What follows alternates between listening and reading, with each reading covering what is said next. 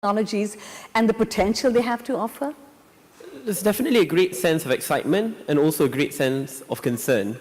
I think as the professor rightfully pointed out just now, there are also concerns about growing unemployment rates if we fully rely and we do not transition well.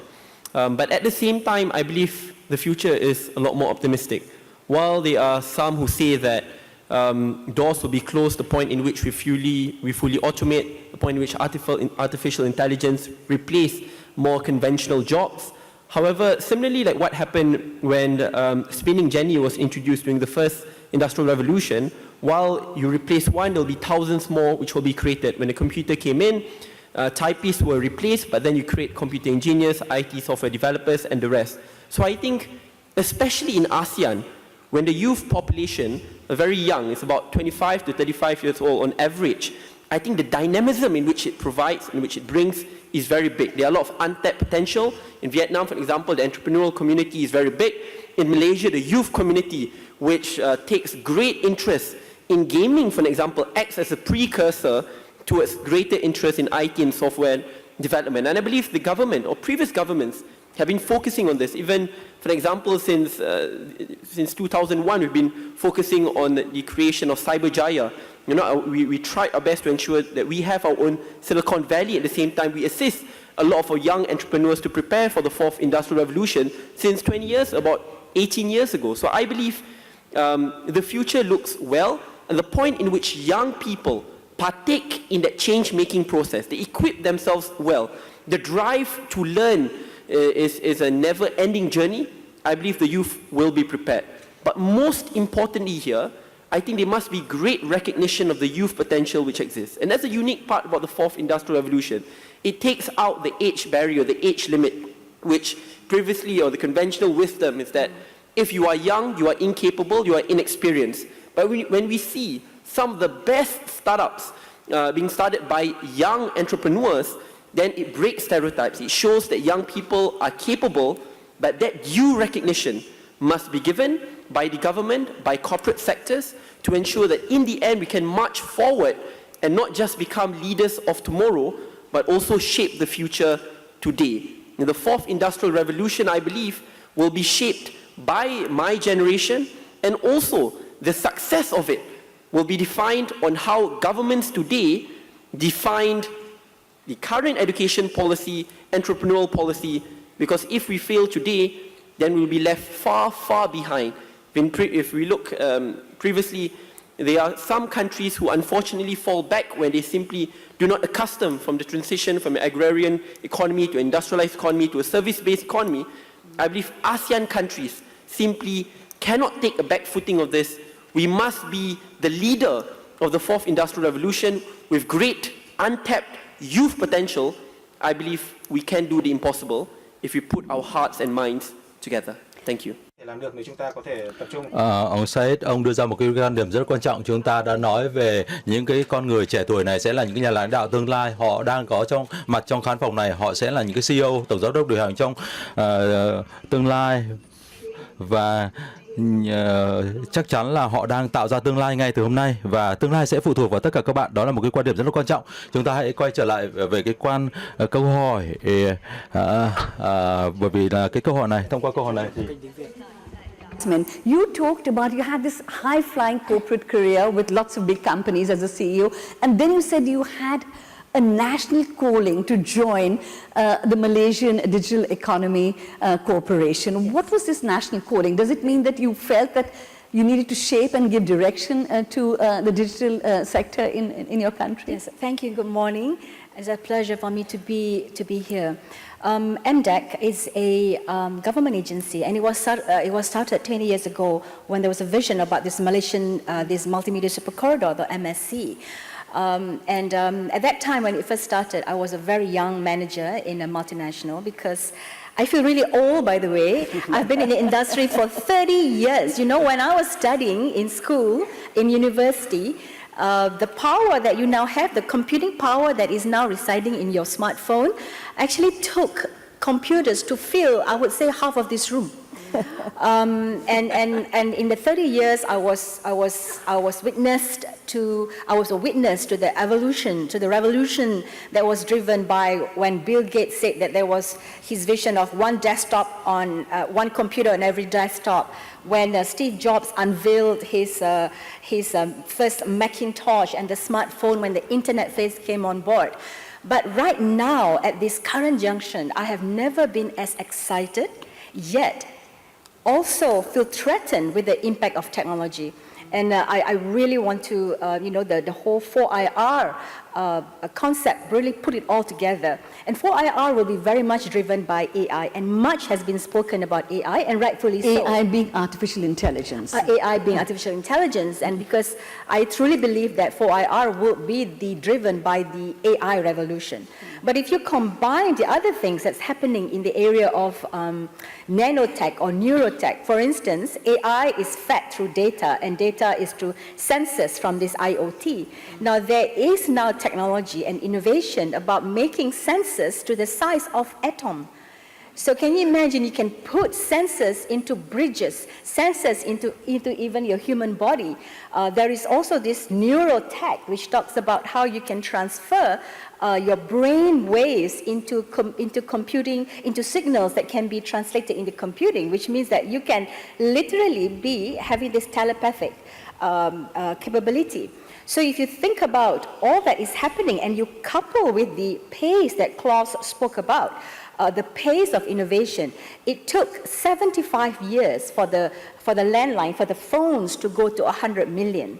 It took the smartphones, the mobile phones, only 16 years, and it took the internet only 6 years. And you know what? Angry Bird took only 35 days to go to 50 million users. So the pace is going to be so phenomenal. So the question is then, how do we as a country, and I think many have already spoken about it, if left to its own organic dynamics, they will be the winners of this whole revolution. The winners would be, as if we were to compare with what happened when horse carriages was overtaken by cars. The winners were the car companies, but there were also a lot of losers.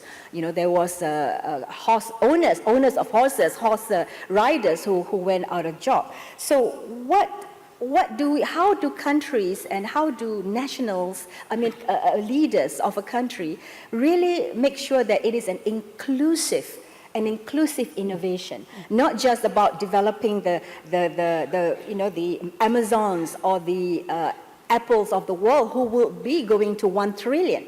They'll be at market cap of 1 trillion. In fact, Amazon alone, the market capitalization is equal to the 7 of the largest traditional consumer-based companies. So it is very important. It's only through government intervention. And I think many have spoken about skills. How do we prepare? And WEF is my favorite quote. WEF talks about 65% of our children who are going into schools right now will be coming out to jobs that don't even exist, jobs that are called drone traffic optimizers. You know, you wouldn't, cryptocurrency consultants. So I think this is where the role of the government needs to come in. And there is a lot of opportunity, but undoubtedly, this revolution, there will be short-term pain before there will be the long-term gain. Good. So you're talking about governments must be involved, and that brings me to Lee Hong Min. The government was not involved in your enterprise at all. You are a startup entrepreneur, which I think almost everybody here obviously heard of VNG Corporation. It was founded by Min, and it was co-founded by Min, and it was your idea. You have a fascinating story to tell. Min, if everybody in this room from Vietnam knows you, but maybe they do not know how you began. Do you want to tell us how you started VNG Corporation? Okay, so the room is full of students, and all I can say is you just play a game and you can start a company.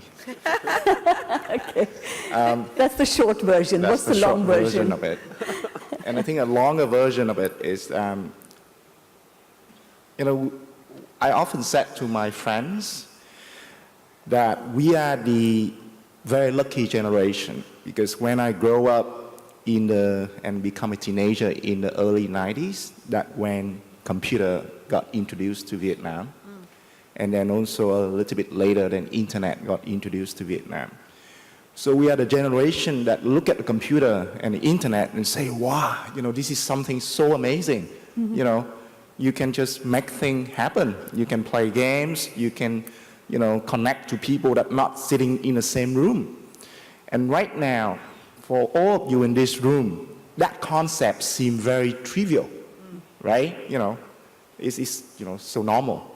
But then 20 years ago, in my generation, when we grew up, be able to sit and wait for a dial-up computer, like 10 minutes to connect to the internet, and then like you go to a forum and you type something and someone respond to you. That's magical. So that's how our generation grew up. And then it's very natural for us to say, you know what, this is going to happen in a significantly impactful way and everybody's going to do it. So let's build a career, let's build a company out of it. So in a way, many of the things that you think magical today going to become normal 20 years from now, right?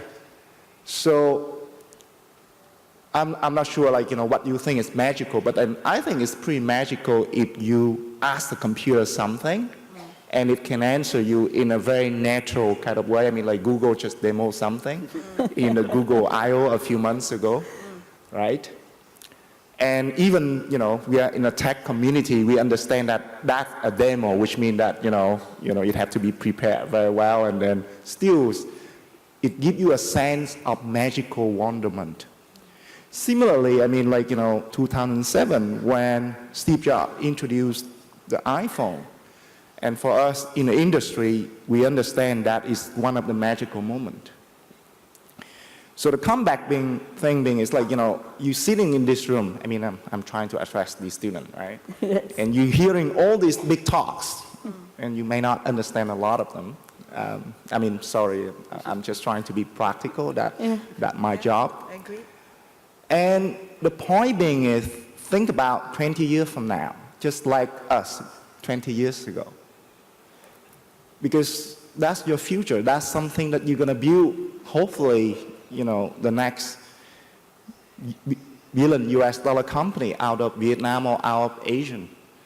And do the thing that right now, don't focus on a thing that is normal, right? You all having a smartphone on your pocket, you all can connect with thousands or maybe, some of you may have hundreds of thousands followers similar to the minister here on social network. But all of that is normal today. Don't do the normal stuff, right? Because the future happening with something today you think is magical, something today you think is unimaginable. And that's how things normally work, right? Don't believe, don't believe in all the things that we the people say, because we just say the thing that we understand today, right? And maybe we say something that serves our own interests, right? Think about your interest. Think about something that really make you excited. And that I think that's something going to be cool for you in the next 20 years. Hopefully, World Economic Forum going to give you an interview in the stage and say how you start. So that's my long story, sorry. Oh, that's wonderful. If I may just add to the story, all of your students, what he didn't tell you that he was passionate about gaming when he was 15 years old. 15 years old, and at that time, parents are always telling their children, go and study and stop all this gaming and things. But he was passionate, and then he went to the World Cyber Sport in Korea. Cyber Games, and then was completely taken by the idea, and that was the seed of VNG Corporation that you see today. Now, how many of you would like to become a startup entrepreneur like Min? Students, all of you who are listening, how many of you would raise your hands high so I can see them?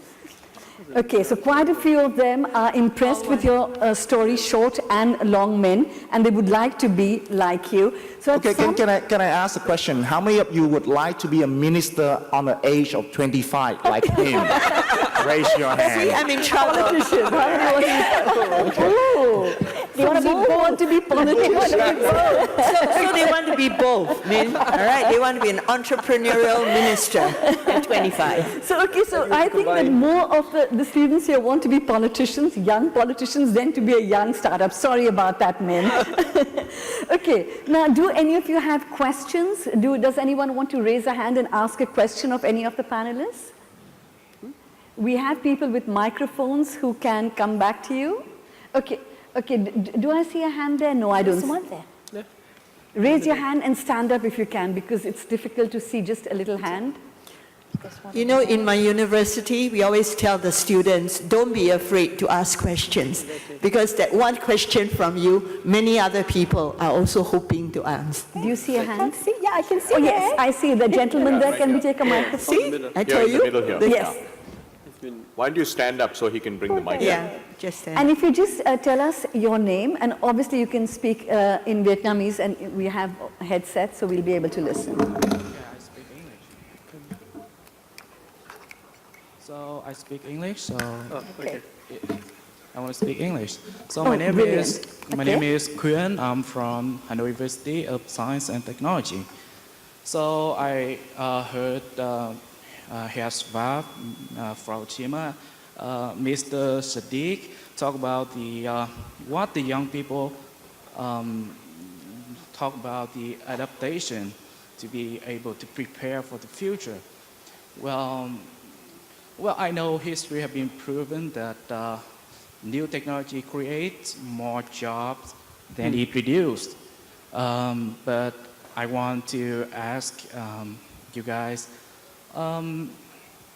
what do the young people should or must do to be able to adapt for the new era, or what do the other people, like the unadaptable individuals, have to do to be able to find jobs to be able to work in the future? So that's my question. Thank you. Okay, should I ask Minister Saddiq, do you want to answer that question? Yeah. Firstly, thank you very much. It's a great question. I have a different strategy there. I don't believe that young people should just adapt. If it's about adaptation, I'm pretty sure I wouldn't be here today. Because adaptation means you conforming to the convention. And convention, unfortunately, usually underprivileges young people because of the fact of age and experience. My suggestion for the youth of ASEAN is for you to think out of the box, to ensure that you do beyond the normalcy. And the unique part with the introduction of the fourth industrial revolution, as we're going to a more tech era, a more digital-based economy, these are our areas of expertise. I agree with my colleague. Find your passion. We all have our own passion. Some of you might want to become politicians, some of you want to become young entrepreneurs, some of you want to have your own unique tech startup. And once you identify that passion, while you must learn from those with great experience, but always think 10 steps ahead. Always look what your generation or our generation will demand for the next 20 years. Because if you start up and you conform and you follow the convention, there will be thousands or tens of thousands of people who will be ahead of you who started earlier. But the unique part, when you are young, usually we are risk takers. When you are young, you have that great enthusiasm and that ever-burning passion in you.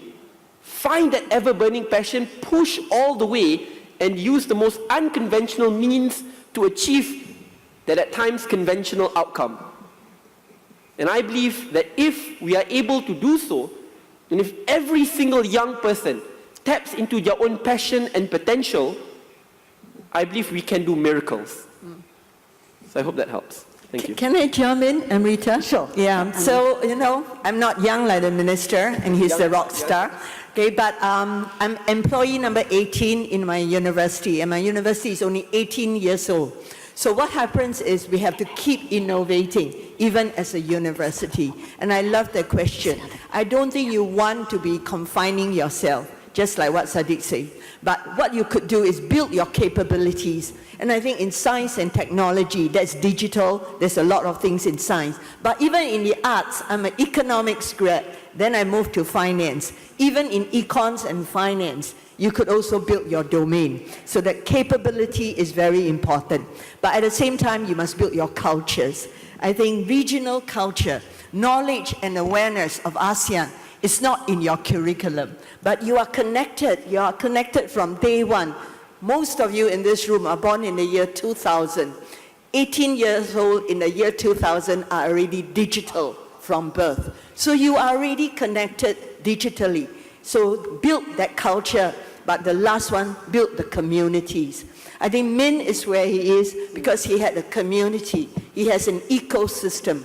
So a lot of your learning is not confined to classroom. A lot of your learning is outside of the classroom, in connecting with the community and sensing where the future will lead you. Thank you, Annie. I think we have a question. I saw a hand up from a lady there in the middle. Did anyone raise a hand there? Can you stand up? I Then the see mic a can come lady to you. at the back there. Can you stand up, please? Can you stand up? I think there's a gentleman Yeah, here. because it's easier to see you. Did you have a question? Yes, please stand up. Oh, There's someone. one there. There's one more there. Yeah, a lady. Yeah. Okay. There's one behind her as well. Okay. Just can I ask Mr. Madam, the Chief Executive of Google in Southeast Asia and India, a question that is, you have said that you like Vietnam, and I want to ask why Google don't have an official department or office in Hanoi, which is a very a place that have very young innovators and talent in here, because I promise with you that my country, especially in Hanoi, we have so many of them compared to other countries in Asia. Google India. Thank you. Yeah. So that's for you, Rajan. Right, I know, clearly. I know. 3 Put it million training jobs. First time they've clapped. First time they've clapped.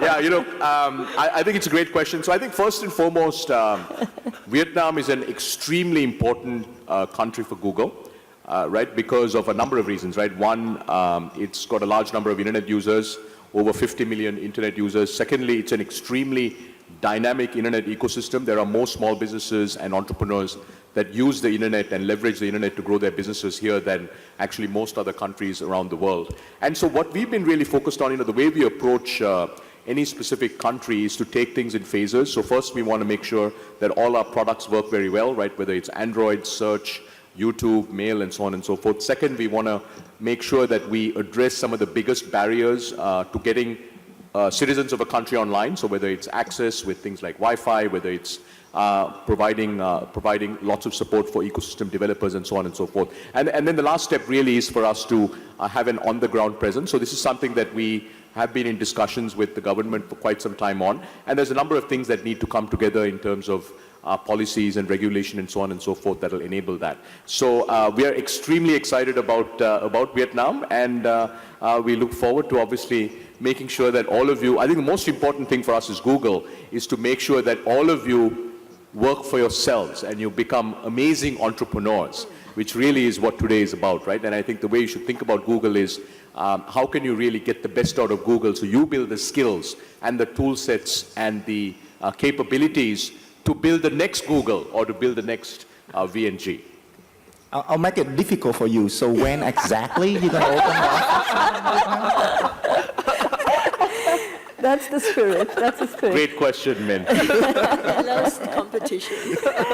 Okay, I saw another hand of a woman up there, or is anyone this side? Do we have? Okay, we have a lady there in a black jacket. Can we take the microphone? Yes. Sorry, in a pink blouse. I'm Ling. I come from Transformation and Communicate University, and I have a question for you.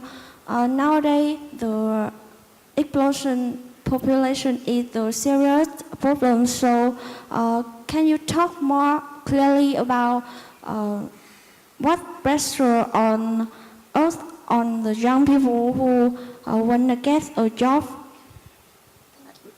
Sorry, your question was what pressure is there on young people when they get a job? Yes. Okay. Yasmin, do you want to take that question? What pressure is on young people when they get a job? I think the question is, because of the fourth industrial revolution, what is the pressure on the young people when they go out and get a job? Yeah. Okay. I want Yasmin to answer that question because she's been through a lot herself and began as a young programmer and then she's risen to all these things. So what are the pressures? So let the auntie take the question. I'll let it translate first. Nobody's laughing, okay. When I spoke just now about the fact that in this whole revolution, there will be those who would be disrupted and there will be those that will be disrupting. So the chances are that those who are already in the workforce, like in manufacturing, people who have already very set in their skill set and are not willing to get reskilled, those will be for sure be disrupted. But the potential disruptors will be the young people. Yeah. So the question is, what can young people do right now? Now I want to talk about this thing, talk about magic. Yeah, magic. I am a computer science and applied maths graduate, so I am a science geek from young. I love physics in school. And I remember that the one thing that has taken me across, and that is why I'm still relevant as an auntie, is because of the curiosity.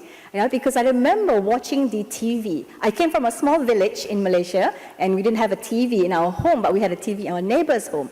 And I remember watching the TV, and I was so upset about not understanding how the little people can appear on that screen. So I wanted to study it. I wanted to understand it. Now, what is worrying to me right now is if you young people, when you study in schools or in university, and you only, it's a degree is the end, not the means to an end. So if you don't have the curiosity, if you look at the phone and you just enjoy it as a consumer, and you don't have that curiosity to understand the magic behind it, and only when you understand it, then you can start creating. You can become producers of innovation as opposed to just enjoying it. So that curiosity, I think, is what's going to make you, because technology is going to change. What you learn today in school is not going to be relevant 2 years even, 3 years down the road, right? So that curiosity to learn is something very, very important. Yeah?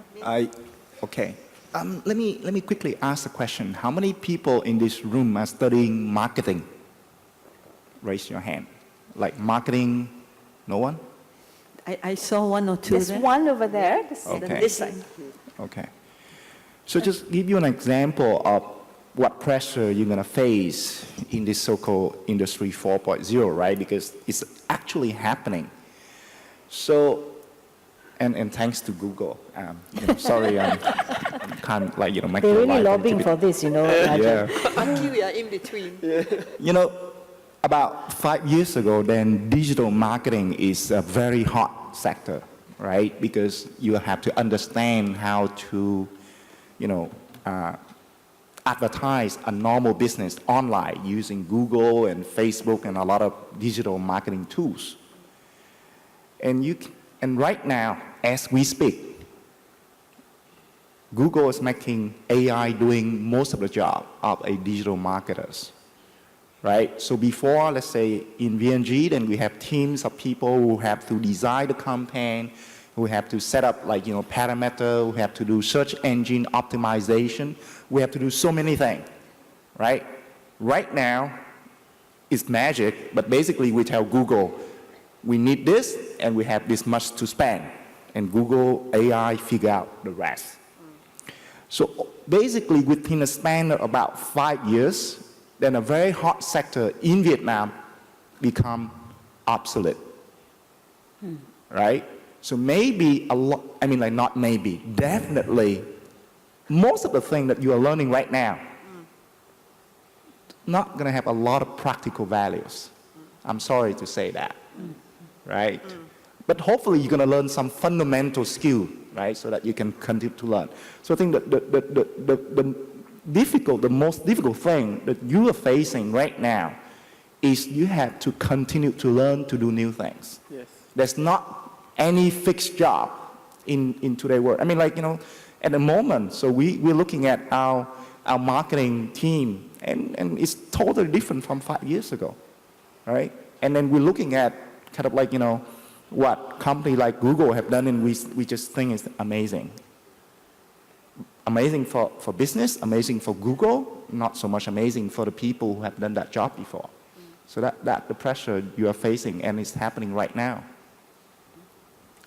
Thank you. I mean, Min, when you started your company, which was in 2004, it was quite a lonely experience for you, from what I read. I read an interview you gave in 2012, and you talked about how the ecosystem for the kind of work that you were doing did not exist very much.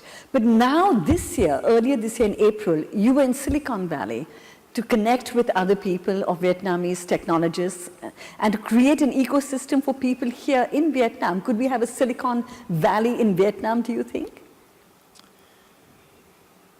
I may have also another contrarian views on this as well, and maybe the government may not like what I say. The minister is there. You can say directly face to face to him. You don't need an appointment. In business, right? So basically, a very common way of doing business is you look at what other people have done, and you say, okay, I'm going to copy that. I mean, copy is the word, right? So many people trying to become a Google, many people trying to become a Facebook, and so on and so forth. And how many of those people really be successful, right? You're not hearing someone saying that, hey, this guy is the second Google of the world. So in a way, if you think about innovation and you think about kind of like, you're trying to do, I think the most important thing, I mean, yes, we would love to learn from Google. We love to learn from Silicon Valley. But you're not going to be successful learning from Google and saying that I'm going to build a second Google. In a way, many of the government trying to say, I'm going to build a Silicon Valley of Malaysia, of kind of like, China, or Vietnam. I'm sorry. I mean, like, that's the truth. Yes, maybe that in an analogy way, that kind of like, how you're going to explain it for people to understand. But it affects how we think about, how to make innovation happen in our context. So what we thinking, I mean, right now as we speak, we think, even I come to Silicon Valley and talk to the Vietnamese communities there, I think that I should go here and open an office. Not the other way around, not asking those people to move back, because I said to them, you know what? Yep. You're living in one of the best places in the world. Who am I to ask you to move back? And who am I to ask you to move back because you love your country? I mean, like, okay, thank you, but, you have your life to worry about, right? I'm very practical. So, in a way, thinking about innovation is, again, my point being is how to make that happen within a context, right? And then right now, the word, in a way, I think the whole world is Silicon Valley. Innovation happen in any way, in any form. I mean, like, you don't need to try to confine it within a geographic location, right? So the trick is to think about what problem you want to solve and how to mobilize resources from wherever possible to solve that problem. You combine two very interesting elements. You always talk about being practical, but at the same time you talk about magic. And I think that's a wonderful combination, being practical and yet having magic in your operation. Yasmin, you want to say something, but before we go to you, can I just put one piece of information towards you? We also put a poll on Twitter. We asked people, a lot of people have concerns that with the fourth industrial revolution, a lot of jobs will be lost. So we put a poll up on Twitter. Do you think technology will create jobs or destroy jobs overall? We got about 3,000 replies within a space of a few hours, and a majority, 58%, felt the fourth industrial revolution would lead to the creation of jobs, 58%, and 42% said they would destroy jobs. So I just want to put that information out there. And Yasmin, yes, turning to you, what would you like to add? I just wanted to add on a little bit more to what Ming was saying, and this is about the magic of Silicon Valley. It is true that Silicon Valley is what I call the mothership of innovation, but we would be cautioned to emulate Silicon Valley as is. Because if you think about it, two facts that I always put forth. Number one is Silicon Valley hasn't been replicated in its totality anywhere in the world, not even in the US. So everybody has their own version. So we should look into what is organically the strength of a country and to build innovation ecosystem based on those strengths and not, because if you say that we want to be the Silicon Valley of so-and-so, then I think it's almost saying that we're setting ourselves up for failure because Silicon Valley has not been replicated anywhere in the world. So that's number one. Number two is the question as to whether is the Silicon Valley footprint the best? And I think it's only half of the story because I was on a panel at The Economist a year ago and there was this argument, there was this question, is Asia going to win or is the US going to win in the race for innovation? And I put up and say Asia is going to win because if Asia is if winning means as a national win, then inclusivity has to be the key driver. And America is not inclusive at all. Silicon Valley has got these companies, they are $1 trillion in market cap, but if you go into Midland, if you go into the heartland of the US, you hardly see any adoption. You will still see entrepreneurs who have not embraced in totality. You'll still banks who are still very archaic. They're still very credit card driven as opposed to, e-wallet driven. So I think we need to be wary of the fact that Silicon Valley is only one component of it, but inclusivity is something that governments have to really focus on. Okay, so be inspired by Silicon, but don't copy it, is the message I'm hearing. Okay, I want to ask you, I told you about this Twitter poll. The majority thinks the fourth industrial revolution would lead to the overall, more people felt it would create jobs. What do you here in this room think? Raise your hands, the people who think that the fourth industrial revolution will create jobs. How many people think it'll create jobs? And you have to raise your hands high because otherwise we can't see them because all of you are wearing white shirts. Okay, wow, okay, so the whole panel thinks it will create jobs. And how many think it will lead to a loss of jobs? It will also lose. It will too. It will too, okay, both. Now that is very interesting. Okay, Saddiq, since you are our youngest panel member here, I want to ask you, obviously you're very keen that the young people will profit from this digital economy. But every time there's big change, people get left behind. Yeah. Now, you as a youth minister, how do you feel? What would you do to engage that people don't get left behind in what is described as a digital divide sometimes? Firstly, the reason why I believe young people benefit the most because the majority of disruptors are indeed young people. So while there are job losses, it's expected in next 2 decades, about 50% of the jobs today can be automated or replaced with AI. That's a huge number. But the same concern was also there during the first or the third industrial revolution. But the job creation after is a lot more and a lot more tech-specific and high-skilled. The concern which I have is access to education in the next 20 years. Why do I say this? With the fourth industrial revolution, you'll see the specifications or the specialization needed in order for you to get that job will increase. Because repetitive jobs can easily be automated and can be replaced. Ones which cannot are ones which require high critical thinking, creative thinking, and also greater specialty like in nanotechnology and the rest, which means that the time taken to educate that person will also increase. And if you look, since the 1800s, back then you don't need a very coordinated studying module. The time taken to study is also a lot less. As time passes by, it takes 1 year, 2 years, 3 years, now even 4 to 5 years in universities. And imagine with greater specializations, that time will also increase, therefore the cost barrier will increase as well. However, while I say that, the unique part about the fourth industrial revolution, we cannot imagine what the world will look like in the next 20 years. I'm very sure when spinning Jenny was introduced and replaced the cotton industry, a lot of people didn't know that in the end, a lot more jobs will be created because from there onward, there's a trickle down to greater communities, access to those jobs increase as well, greater technology and the rest. So similarly, when I talk about education, so while you may seem, well, the time taken for education will increase, therefore the cost will increase as well. But now you see education being digitized as well. The cost of education becomes cheaper when it is digitized. You have digital universities, you have free courses you can take up online. And now a lot of unnecessary skill sets are being phased out, therefore you are only taught what is needed to you. So in a way, I believe, almost everyone I talk to have that concern, especially in Malaysia, because again, when young people, we were a very young country, when young people enter the job market, they haven't specialized yet, then their skill sets can easily be replaced. But while that is true, I think the next 20 years with VR, genetic editing, a lot of technologies in which we could never ever expect to take place in this era, there will be that development and the expansion will increase. And I believe, naturally, the inclusivity will also come with it as well, especially with a more credible government, a government which cares and takes great interest in protecting the needs of young people.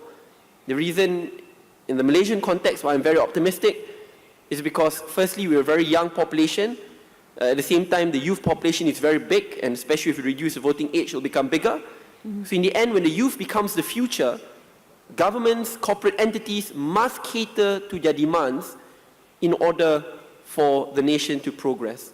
So while there are concerns, and these concerns are indeed legitimate, I think the benefits in which we will gain will be much larger, because not only are the benefits which we can see today, but the unimaginable benefits which will come in the next 20 years. Similarly, what we could not have foreseen when spinning Jenny was introduced, when the computer and internet was introduced, I think there will be a greater benefit which we have not seen today, but will see in the future. See, Malaysia is a good example because you are the youth minister and then you have a prime minister, Mahathir Mohamad, who's the oldest leader in the world. So you have both ends of the spectrum there, where I think, and what I would also suggest to all our young student friends here, you're all very, of course, savvy and clever with technology, but do also discuss and help your mothers and your fathers and your grandmothers and your grandfathers so they also stay in touch with technology. My mother is 85. And she's completely, with iPhone and iMessages and WhatsApp and everything, she does all that. I'm learning from her more than she's learning from me. So I think you must make sure that your generation of your parents and your grandparents don't get left behind as we make progress in digital technology. Now, okay, time for one of you to ask a question. A question back there, a gentleman in a white shirt. There's a lot of people. We've been waiting.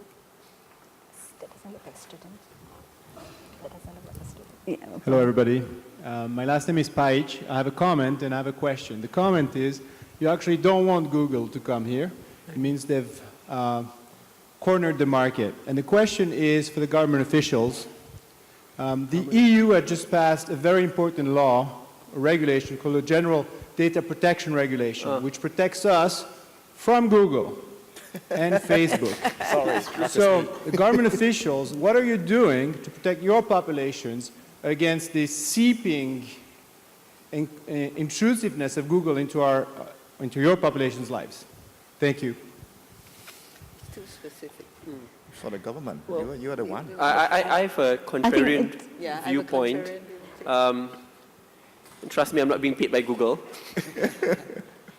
So I believe data should be as open, transparent, and accessible as possible.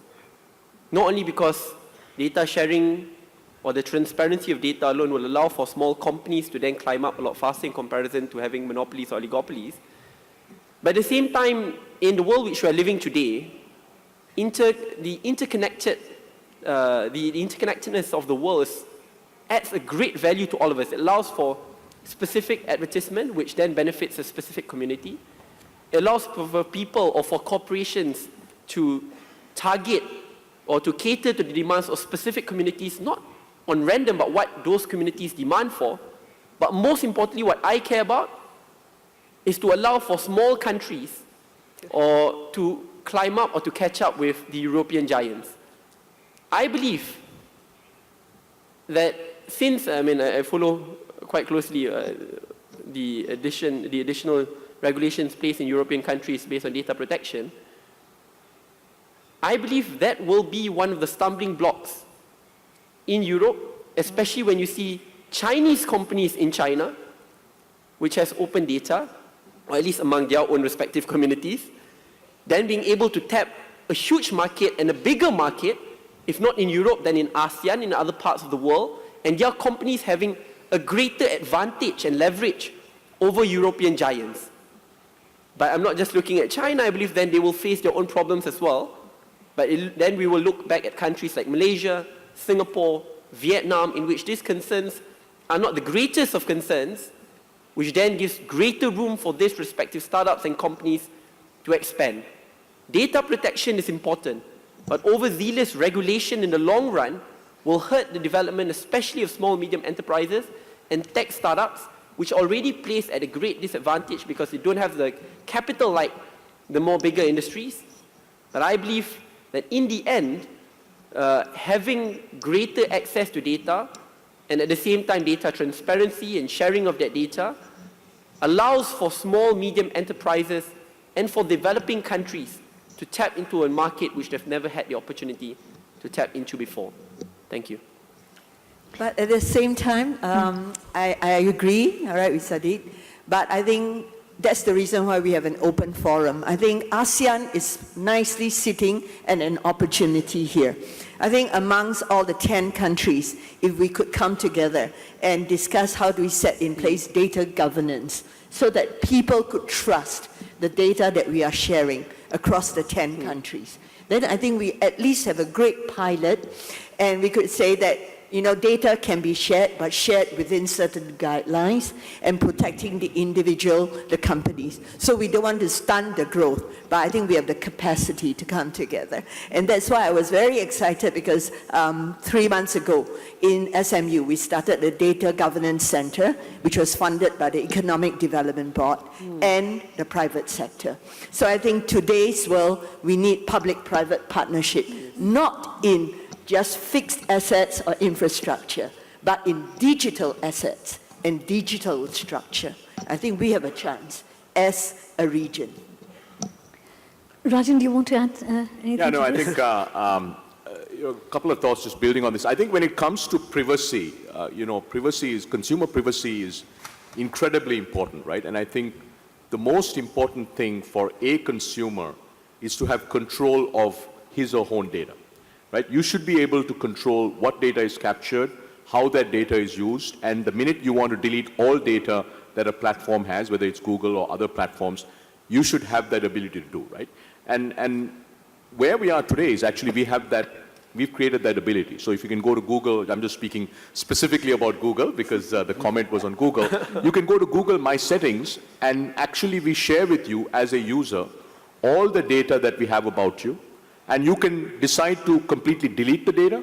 You can decide to take that data, port it to a different platform, and so on and so forth, right? So I think from a privacy standpoint, this idea that as a user, you control your data is paramount, right? And then we need to obviously be custodians of that data and give you the choice that you need that whenever you can do that. So I think that's the first point. I think the second one, just to build on what the minister was saying, look, ASEAN's power is in ASEAN, right? It's 10 countries, it's several $1 trillion of a GDP. And if we unlock the digital economy of ASEAN, it can create $1 trillion of incremental value, right? Simple way that all of you should think about it is, that is pretty much your future. If you unlock the digital economy in ASEAN, but to be able to do that, it's very important, I think, to the point that was also made, is that we have free flow of information with the right set of governance models, integrated payment systems, again, which goes back to information, and really a harmonized set of regulations across these countries, right? Because if every country decides to kind of lock down, you pretty much have a whole set of small countries that have locked down. So by definition, not only are you going to impact small businesses and impact their growth and make it harder to start companies, but also the addressable market. See, ideally a Vietnamese startup or a Vietnamese company should instantly wake up in the morning and say, my addressable market is 660 million people and it's $2.5 to $3 trillion. Right? When you do that, all of a sudden, you're pretty much operating at massive scale from day zero. So I think we need to be very, very thoughtful about this topic, because sometimes, we forget what's the real objective. The objective is to give you, as a consumer, control of your data. Amrita, if I can just add in quick one to say that, everybody has said it. I want to echo the fact that for ASEAN, this whole concept of data is the new oil, and how then do we get the greatest value out of this new commodity that doesn't get repleted? That doesn't get depleted, right? Data is the only commodity that gets better with time and with as it grows. But right now, the opportunity for ASEAN is really about to leapfrog and understand the optimization, and I think what the Wabi Minister has mentioned. How do we optimize this data value at the same time being able to balance it with the whole data governance? Now, the caution or the worry that I have is that data governance, I know that within the ASEAN, is one of the 5 tracks in WEF ASEAN. But however, a lot of it is driven from ITU. And in ITU, I don't believe there is a track on ASEAN. So it's very much driven by the developed countries, where I think, like the Minister says, I think going a little bit overboard when it comes to data governance. So I think we need to find our own flavor, ASEAN, otherwise it will be a lost opportunity. Okay, now we have just about 5 minutes left in this session. So we also actually put out this session and asked people questions on Facebook, and I have a few questions. We'll take one last question from the audience, and maybe that gentleman right at the back, in a white shirt right at the back, if you take the microphone to him. And while the microphone is going, I'm just going to read out a few questions that people asked. Ethan Wang said, my concern is how do we compete globally? Kate Sukum said, as the US economy is entering a late cycle of growth expansion, would the possible recession greatly affect ASEAN? What are the pros and cons of growing presence of China in ASEAN countries? Amelia Kings and ethical considerations should not be neglected, as I mentioned. Srey Prana, my question to ASEAN leaders, how do CLM countries enhance economic growth? And Radhan Sang, with increased importance of blockchain technology, we didn't talk about at all, in the supply chain, taking into account the technology advancement gaps across member states, what are the strategic plans to ensure that the technology will benefit ASEAN international trades and enhancing mobility? Okay, so those were the internet questions that I'm sorry we were not able to answer, but some of the questions were answered in what we said. We'll take a last question from the gentleman at the back, and then we'll have final comments from the panel. I have a question for you. That I know that when we join ASEAN group, I think that there are many countries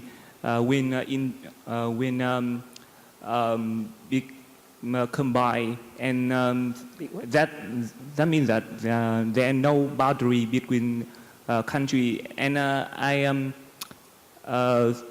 I think that there is many big company will join in Vietnam. So do you think that it's an advantage or disadvantage with the small business in Vietnam?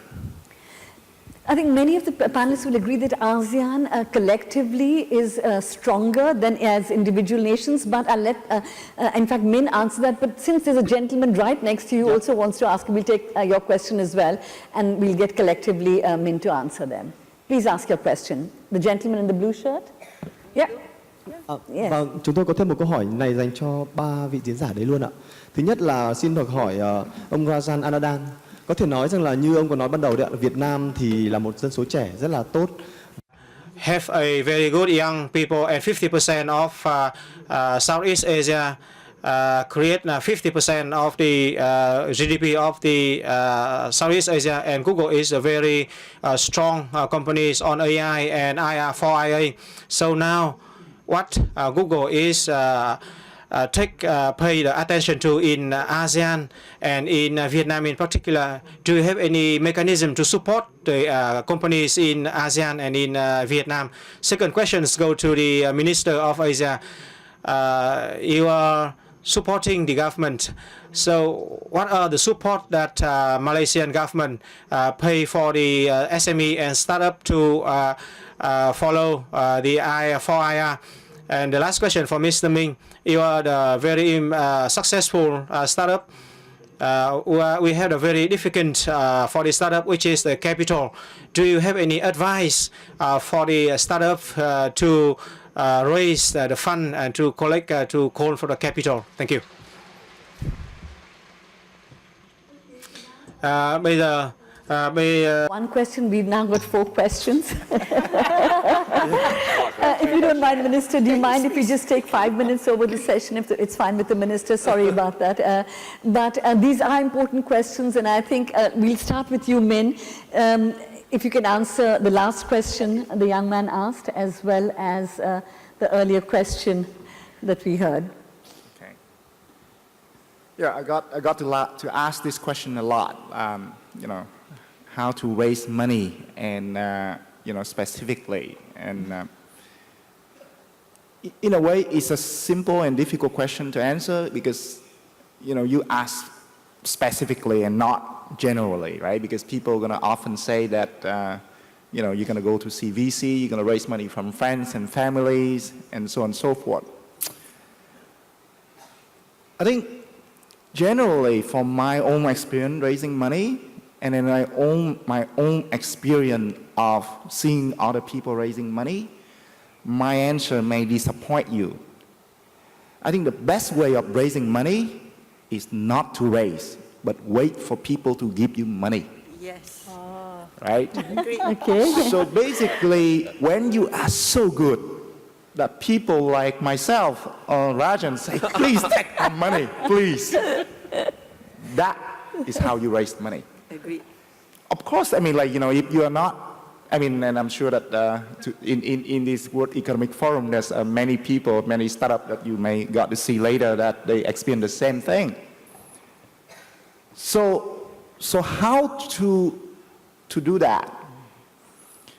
And there will not be any specific answer to the word how, right? Because it's really depend on you. But basically, the point being is, I just make it simple. Don't go ask for money, right? Do something that people want to give you money. That's how you're going to get it. If you go ask for money, it can be painful, and it's not going to work out. Okay, thank you. Okay, Rajan, there was a question for you for Google. Yeah, no, look, we're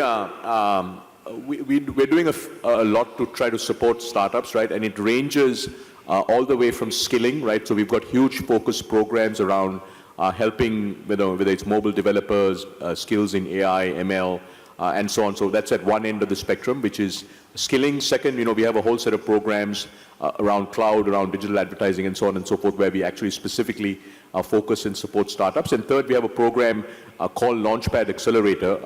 It's those of you that are building startups, and if you're interested in leveraging the best of Google, it's for early stage companies where we have a 6-month intensive period of mentoring with startups. We don't do it for a large number, we do it for a very small number of startups where we bring the best of Google engineering, product, sales, marketing, so on and so forth. And then it culminates with spending some time at our corporate head office in Mountain View. So it's really a range of things that we do, all the way from skilling developers to actually working with early stage companies. And then across ASEAN, we've also started investing in companies. So some of you may be familiar. We actually made an investment in a company called Gojek and several others. So it's really a range of things that we do to support startups. I open with this. We are incredibly excited about the entrepreneurial energy and the entrepreneurial passion in Vietnam. Okay, and Minister Saddiq, there's a question for you as well on Malaysia. Yeah.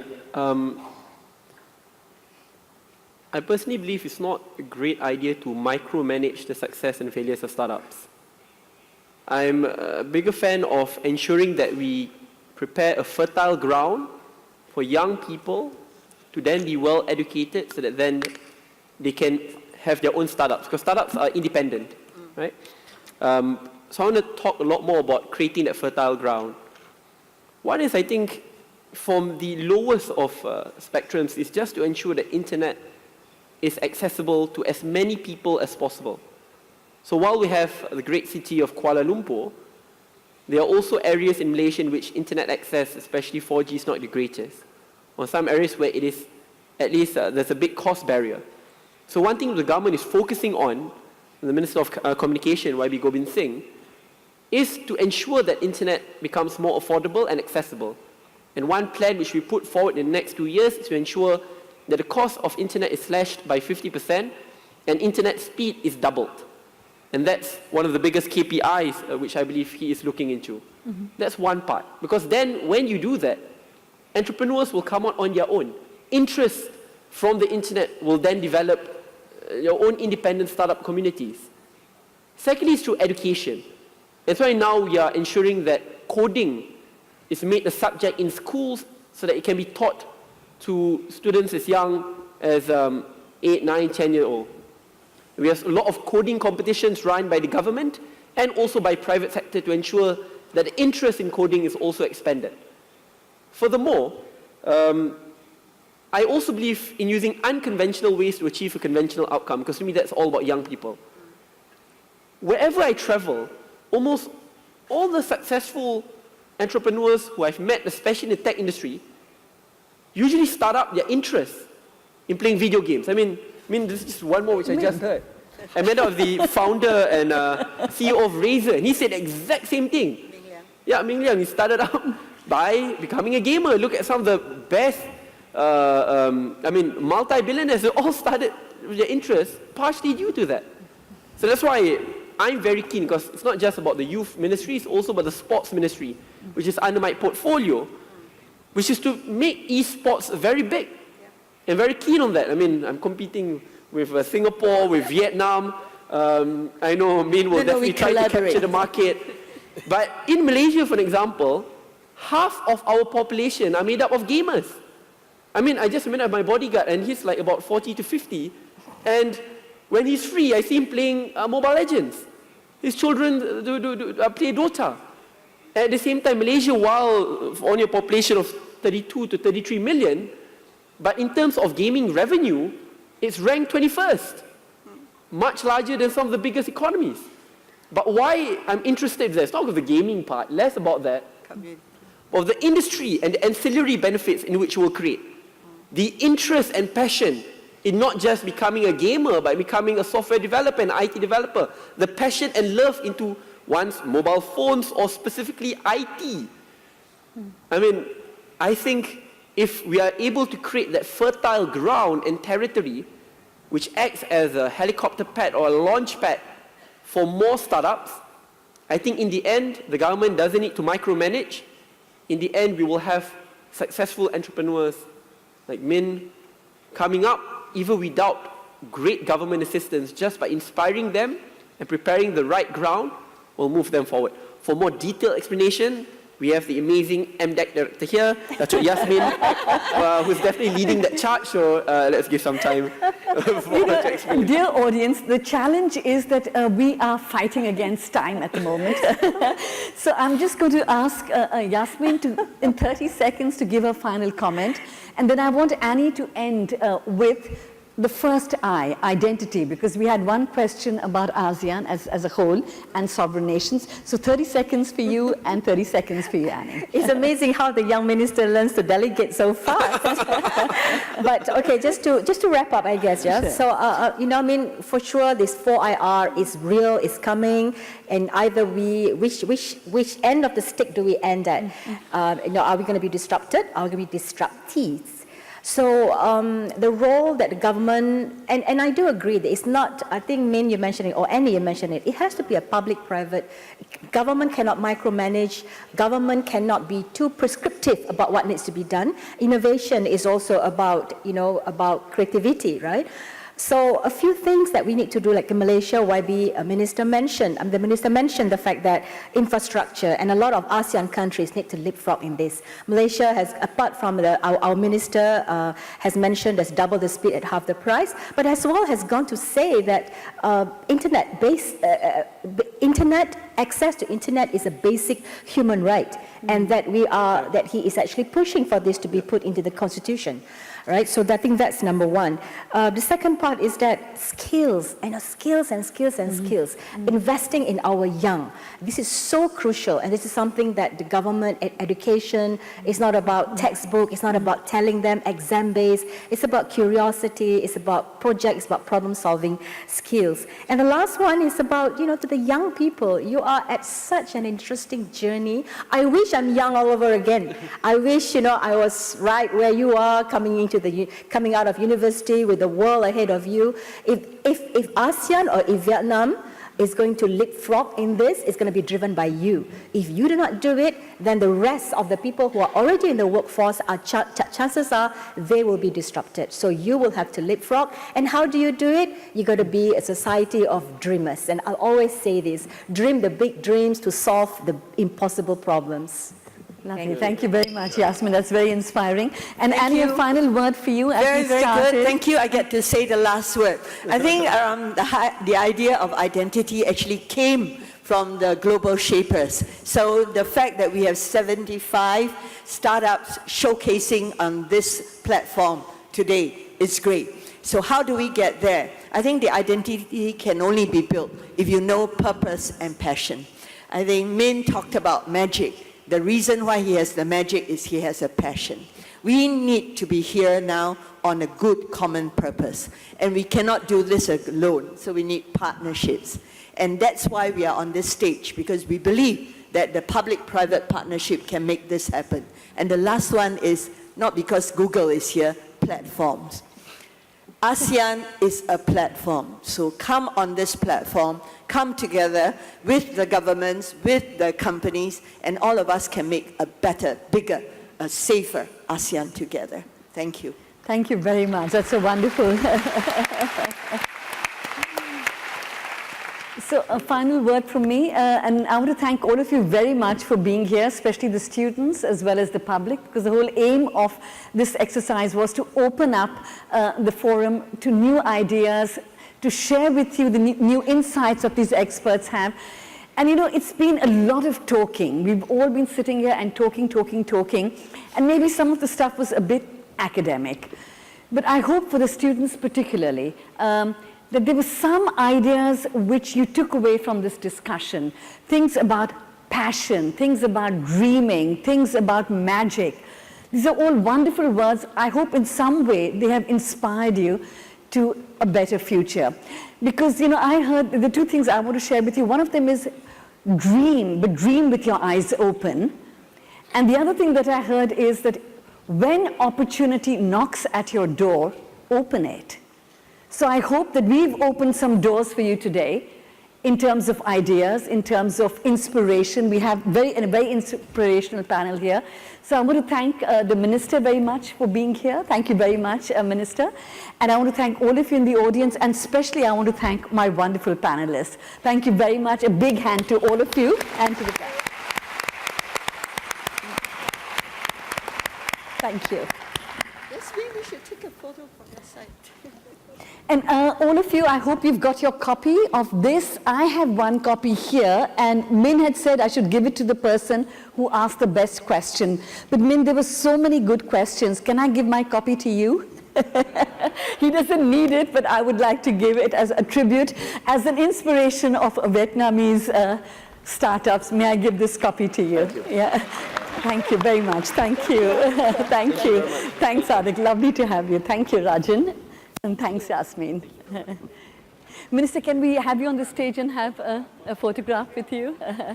Thank you very much. Thank you. Please come and join us.